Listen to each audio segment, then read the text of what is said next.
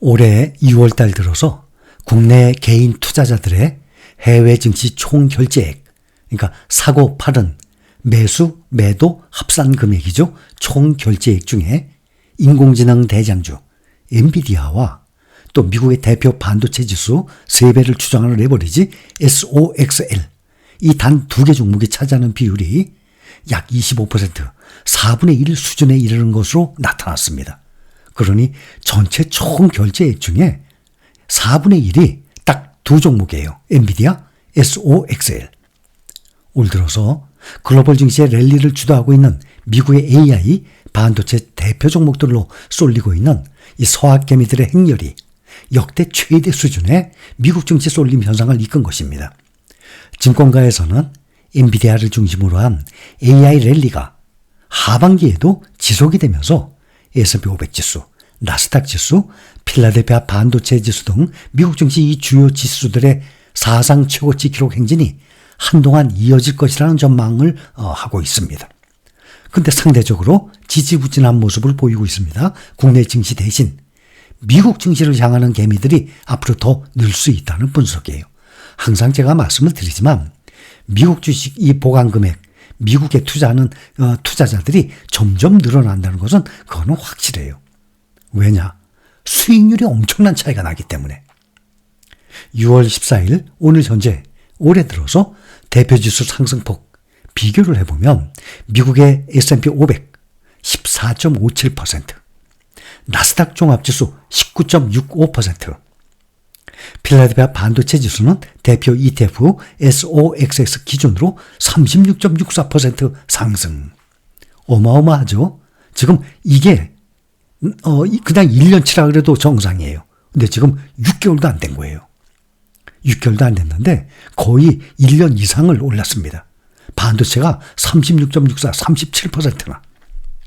그런데 우리나라의 대표지수 코스피 지수는 3.32% 상승하는데 그쳤어요. 그래서 이 미국 지수들의 평균 상승률의 8분의 1밖에 안 돼요. 8배가 차이가 나요. 또 적어도 기본 5년은 투자해야 결과가 나온다 그랬죠. 최근 5년간의 지수 상승률 비교를 해봐도 S&P 500이 100%가 2배죠. 좀 안 됩니다. 88%. 나스닥 종합지수는 127%.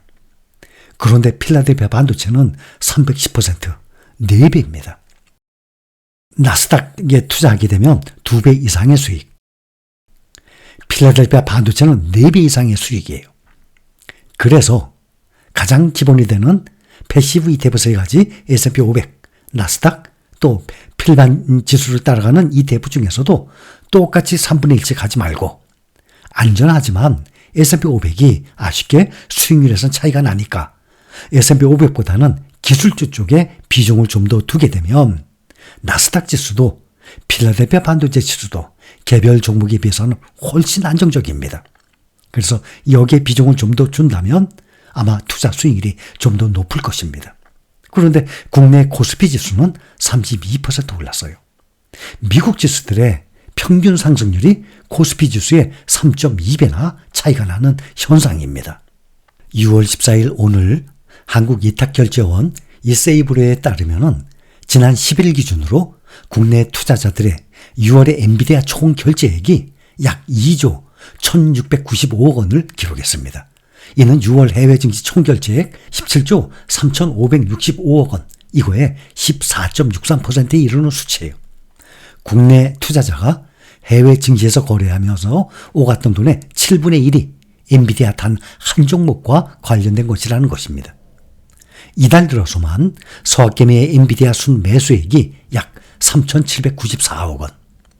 이런 흐름 속에서 지난 7일 기준으로 국내 투자자의 엔비디아 주식 보관액이 16조 4,741억 원. 지난 3일 기준으로 그동안 서학개미에게 부동의 1등이었죠. 테슬라를 2위로 밀어낸 이후에 국건이 종목별 주식 보관액 1위 자리를 지키고 있습니다. 국내 투자자의 엔비디아 보관액이 연초에 약 6조 62억 원이었어요. 그거에 비하면 2.74배나 증가한 수치입니다. 6월 종목별 결제액 2위 자리가 1조 8,435억 원을 기록한 미국의 대표 반도체 지수 필라델피아 반도체 지수 3배 추종하는 SOXL ETF가 차지했어요. 이 해당 ETF의 보관액도 올 들어서 34.1% 늘었습니다. 엔비디아와 SOXL ETF 이 두 종목만의 6월 결제액은 국내 투자자의 해외 증시 총 결제액의 23.16%를 차지합니다. 엔비디아와 SOXL 올해 들어서 주가 상승률 정말 타의 추종을 불허할 정도입니다. S&P 500의 대표 ETF죠. SPY 15% 상승 중. 나스닥 100의 대표죠. QQQ 18% 상승 중. 올해 들어서 말이죠. 그런데 엔비디아 169%, SOXL 117% 올랐어요. 그래서 SPY와 QQQ의 약 9배 가까이도 올랐습니다. 1년도 아니고 지금 이제 5개월 보름 됐는데 말이죠. 9배 가까이. 5년간의 수익률을 비교를 해보면 엔비디아 3,480%. 정말 타의 추종을 불허할 정도입니다. 어디 비교를 할 수 없을 정도예요. SOXL 659% 올랐어요. 그런데 5년간 SPY 88%, QQQ 161% 올라서 엔비디아와 SOXL이 약 17배 정도 더 올랐습니다. QQQ가 161% 올랐다는 것은 5년 동안 투자해서 100% 2배죠. 2.6배의 수익을 낸 거예요. 성공적이죠. 나스닥 100에 투자했는데 5년 동안 2배가 아니라 2배 반 이상 2.6배 수익 났어요. 성공적이죠. 그런데 거기다가 달러 환율 상승의 효과까지 있습니다. 현재 우리는 국내 종목이 아니라 미국에 투자하죠. 원화로 투자하든 달러로 투자하든. 그런데 달러 환율이 상승을 하는 경우가 훨씬 많아요. 하락보다. 달러 상승의 효과까지 있으니까 우리는 달러에 투자하는 효과까지 또 얻을 수 있는 겁니다. 보면 QQQ 161% 상승이라고 그랬죠. 타이거 나스닥 100 원화로 투자하는데 이것은 204% 상승.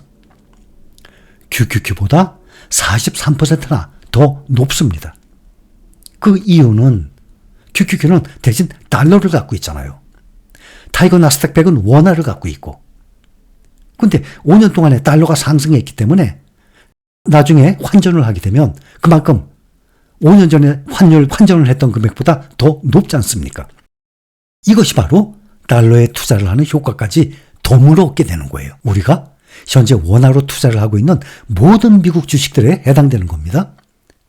예를 들어서 5년 전에 달러로 미국에 직접 투자하기 위해서 환전했어요. 원화를. 그때의 가치가 5년 후 현재는 그만큼 상승을 했다는 것입니다.